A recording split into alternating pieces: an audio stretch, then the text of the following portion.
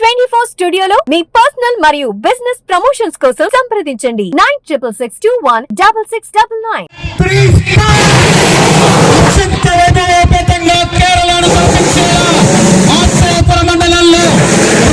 ప్రభుత్వం గౌరవనీయులు రాష్ట్ర ముఖ్యమంత్రి వర్యులు నారా చంద్రబాబు నాయుడు గారి యొక్క ఆశయాలకు అనుగుణంగా నేడు కొత్తపేట శాసనసభ్యులు బండారు సత్యానందరావు గారి యొక్క సారథ్యంలో పడవల డ్రాగన్ పడవ పోటీలను అత్యంత వైభవంగా ప్రారంభించారు రూడా చైర్మన్ పట్టు వెంకట రమణ చౌదరి గారు. మరి దీనికి అత్యంత వైభవంగా సహకరించిన దాతలకు ప్రత్యేకంగా ధన్యవాదాలు.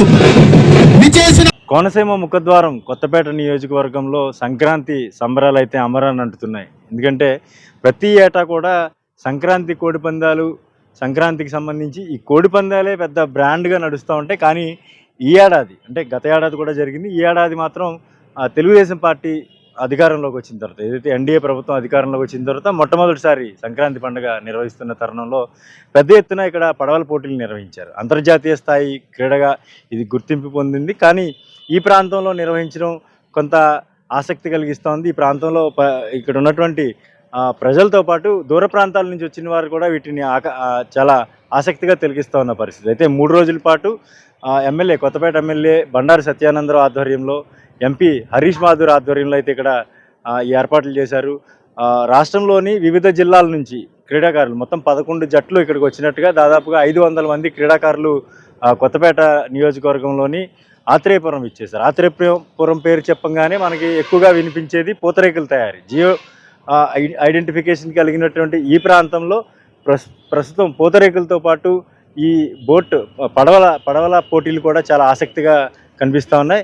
అంతర్జాతీయ స్థాయిలో గుర్తింపు పొందినటువంటి చిన్న పిల్లలు అంటే బాలికలు కూడా ఈ పోటీల్లో పాల్గొన్నారు. అదేవిధంగా చూసుకుంటే కృష్ణా జిల్లా జట్టు, గుంటూరు కృష్ణా జిల్లా ఉమ్మడి జిల్లాల నుంచి కూడా జట్లు ఇచ్చేశారు. అదేవిధంగా కర్నూలు జిల్లా నుంచి ఇచ్చేశారు. కేరళ తరహా వాతావరణం అయితే ఈ ప్రాంతంలో, కోనసీమ ప్రాంతంలో ఉంటుంది. ఈ నేపథ్యంలోనే ఈ ఏదైతే వాటర్స్ ఉంటాయి, గోదావరి వాటర్, రివర్ వాటర్ వస్తూ ఉంటుందో సెలయేర్లా పారుతూ ఉంటాయి.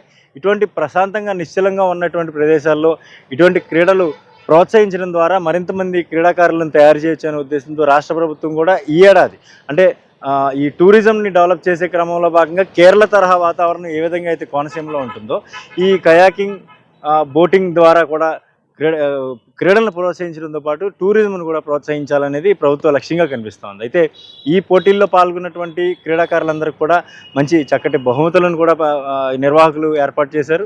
దీని మీద పూర్తి అవగాహన ఉన్న నేపథ్యంలో గోదావరి నదీ పాయ నుంచి వస్తున్నటువంటి ఆత్రేయపురం కాలువ ఏదైతే ఉంటుందో, మెయిన్ కెనాల్ ఉంటుందో, ఈ మెయిన్ కెనాల్లో దాదాపుగా 80 నుంచి 100 మీటర్లు ఉన్నటువంటి విస్తీర్ణంలో ఉన్నటువంటి ఈ నదీ పాయలో కూడా ఈ ఏర్పాట్లు చేస్తూ ఉన్న పరిస్థితి అయితే ఉంది. మొత్తంగా చూసుకుంటే కేవలం సంక్రాంతి పేరు చెప్తే కోడిపందాలే కాదు, ఇటువంటి క్రీడలు, క్రికెట్, గ్రామీణ ప్రాంతాల్లో అయితే క్రికెట్, వాలీబాల్ వంటి క్రీడలు కూడా ఆడుతూ ఉంటారు. అయితే విభిన్నంగా ఆలోచించడం, వినూత్నంగా ఆలోచించడం రాష్ట్ర ప్రభుత్వం చేసిన ఈ ప్రయత్నాన్ని అయితే స్థానికులతో పాటు తెలుగు ప్రజలు కూడా ఆహ్వానిస్తూ ఉన్నారు.